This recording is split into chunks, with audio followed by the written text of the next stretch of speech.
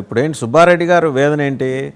ఆయన 5 ఏళ్ళు చక్రం తిప్పారు, మాకెవరికి అవకాశం రాల చక్రాలు తిప్పడానికి అనేదా? లేకపోతే సాయిరెడ్డి గారు అన్ని విషయాలు బయట పెడుతున్నారనా?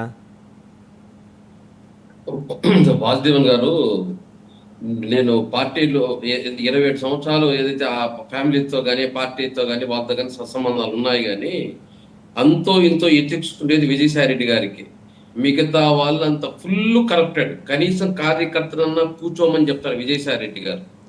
టీ కాఫీ ఇచ్చారని అడుగుతాడు బాయ్ని, కూర్చోండి అన్నా చెప్తారు. వీళ్ళు సూట్ కేసు ఎత్తుకోకపోతేనే మాట్లాడతారే కానీ సూట్ కేసు ఎత్తుకోకపోతే వాళ్ళ కళ్ళకు మనం కనపడం కూడా కనపడం. అటువంటి పరిస్థితి వీళ్ళు. ఈరోజు ఏదైతే విజయసాయిరెడ్డి గారు ఎందుకు మనస్పర్ధలు వచ్చిందో ఆ భగవంతుడికి తెలుసు, జగన్మోహన్ రెడ్డి గారికి తెలుసు. కానీ ప్రతి ఒక్కటి ఏదైతే పార్టీ ఎందుకు పతనం అయిపోయింది అనేది ఖచ్చితంగా స్పష్టంగా చెప్తున్నారు.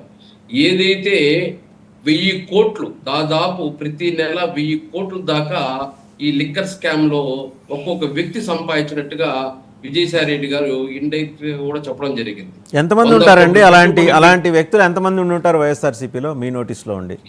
అదే ఈ లిక్కర్ స్కామ్ లోనే ఏదైతే వాసుదేవరెడ్డి, అదే విధంగా సత్యప్రసాద్, ఎంపీ మిథున్ రెడ్డి, అదే విధంగా సజ్జల సిద్ధారెడ్డి, శ్రీధర్ రెడ్డి, అది కసిరెడ్డి, అదే విధంగా ఓఎస్డి కృష్ణమోహన్, ఐఏఎస్ ధనంజయ రెడ్డి, వీళ్ళ పేర్లు చెప్తూ ఈరోజు విజయసాయిరెడ్డి గారు ఏదైతే గతంలో ప్రతిపక్షంలో ఉన్న Telugu Desam party, Janasena party, Bharatiya Janata party విమర్శిస్తా వచ్చిందో వీళ్ళ అవినీతి గురించి, వీళ్ళ అక్రమాల గురించి, ఆ రోజు వాళ్ళ పైన ఏదైతే దాడి చేశారు, ఈరోజు ఇక్కడ వీళ్ళే చెప్తున్నారు వాళ్ళెంత దోచుకునింది, వీళ్ళెంత మోసం చేసింది, వీళ్ళెంత చేసింది.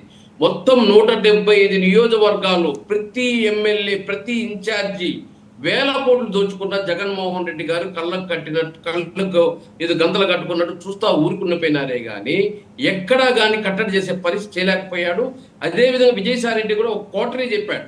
ఆ కోటరీ మధ్యలో ఉండి జగన్మోహన్ రెడ్డి గారు మేము చెప్పేది కానీ మేము చూపించేది కానీ ఆయన కంటికి కనపడలేదు, ఆయన చెవులికి వినపడలేదు కాబట్టి ఇంత దారుణం జరిగింది. 151 సీట్ల నుంచి 11 సీట్లు రావడానికి కారణమయ్యింది. జగన్మోహన్ రెడ్డి గారు ఇంకన్నా కళ్ళు తెరవాలి, కోటరీని వదలాలి అని చెప్పి స్పష్టంగా చెప్తున్నాడు. ఇంకా దీనికి మించి జగన్మోహన్ రెడ్డి గారికి చెప్పే వాళ్ళు ఉండరు అనుకుంటా. అయినా కూడా సజ్జల రామకృష్ణారెడ్డి వదలకుండా మళ్ళీ ఆయనే ఇన్ఛార్జి, ఆయన ఒక టీము, మళ్ళీ అన్నిటికీ లీడర్షిప్ ఆయనే అనుకుంటా ఉంటే ఆ 11 సీట్లు కూడా ఒకటికి వస్తుందో మరేమొస్తుందో తెలియదు కాదు. ఇప్పుడు వైఎస్ఆర్సీపీ నాయకులు చెప్తున్నారు ఏదైతే చంద్రబాబు నాయుడు గారు ఇచ్చిన హామీలు అమలు చేయాలని. మరి జగన్మోహన్ రెడ్డి గారు ఏం చేశారండి? సిపిఎస్ విధానం రద్దు చేస్తాను వాటంలో అన్నాడు, రద్దు చేశాడా? అదేవిధంగా ఇద్దరు అమ్మఒడి అన్నాడు, ఇచ్చాడా? అదేవిధంగా ప్రతి జనవరికి జాబ్ క్యాలెండర్ అన్నాడు, ఇచ్చాడా?